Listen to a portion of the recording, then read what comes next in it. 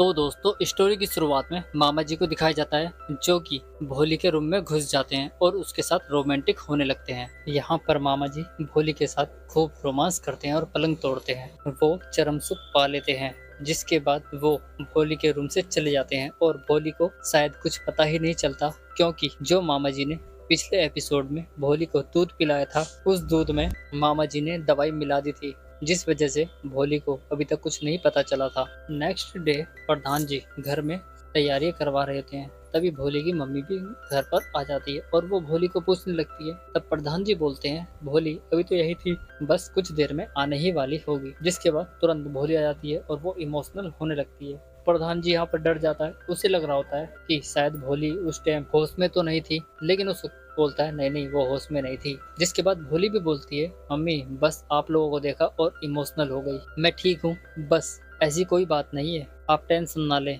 दूसरी तरफ प्रधान जी के बहू बेटे को दिखाया जाता है जो कि रोमांटिक कार्यक्रम कर रहे होते हैं। दोनों को रोमांस करते हुए दिखाया गया है। तभी उसकी पत्नी बोलती है, रुको साहिल। वो बोलता है, क्या हुआ? वो बोलती है, कुछ दिनों से ना हम आपसे एक बात बोलना चाह रहे थे। उसका पति बोलता है, बताओ क्या बात है? तो वो बोलती है, कुछ दिनों से ना हमें बहुत ज्यादा वीकनेस फील हो रही है, ये फील्स तुम्हारी प्रेगनेंसी की वजह से है। उन दोनों की बात चली रही थी कि उसकी मम्मी भी आ जाती है। दरअसल वो अपनी बहू के लिए एक शानदार साड़ी लेकर आई थी, क्योंकि उनके फंक्शन का टाइम जो हो रहा था। वो अपने बेटे को भी बोल कर जाती है कि ठीक से कपड़े पहन लेना, क्योंकि बहुत सारे मेहमान आने वाले हैं और मैं भोली को भेज दूंगी, वो तुम्हारी पत्नी को रेडी कर देगी। अगले ही पल गोद भराई की रस्म दिखाई जाती है। सब लोग बहू और बेटी को आशीर्वाद देते हैं, काफी खुश होते हैं, स्नैपिंग की जाती है। जिसके बाद अब प्रोग्राम तो हो जाता है, लेकिन वहाँ पर सोने की व्यवस्था नहीं हो पाती। जिसके बाद सभी को सोने के लिए ऊपर के छत का एरिया दिया जाता है। वहीं मामा जी के मन में भी लड्डू फूटने लगते हैं,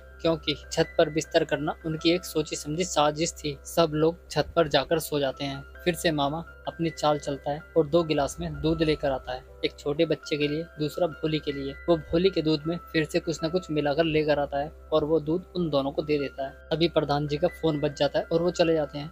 भोली के भाई को दूध काफी पसंद आता है, इसलिए वो भोली का दूध का गिलास भी पी जाता है और भोली को खाली हाथ दे देता है।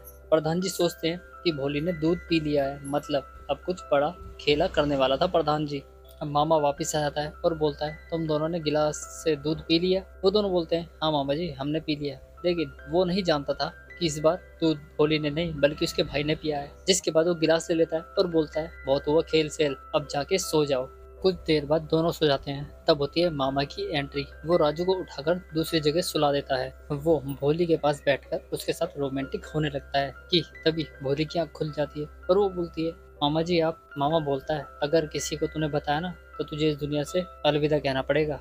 जिसके बाद वो जबरदस्ती ही भोली के साथ रोमांटिक होने लगता है। यहाँ पर वो अपने हाथों से ही भोली की गुफा की खुदाई करने लगता है। भोली काफी परेशान होती है और उसे छोड़ने के लिए बोलती है, लेकिन वो जबरदस्ती ही भोली के साथ रोमांटिक होने लगता है। जब उसका इतने से भी मन नहीं भरता तो वो भोली के साथ खूब पलंग तोड़ता है और बंदूक से खूब फायर करता है। अब भोली के पास रोने के अलावा और कुछ नहीं बचा था। इसी के साथ ही हमारा ये एपिसोड खत्म हो जाता है। मिलते हैं नेक्स्ट वीडियो में, तब तक के लिए धन्यवाद।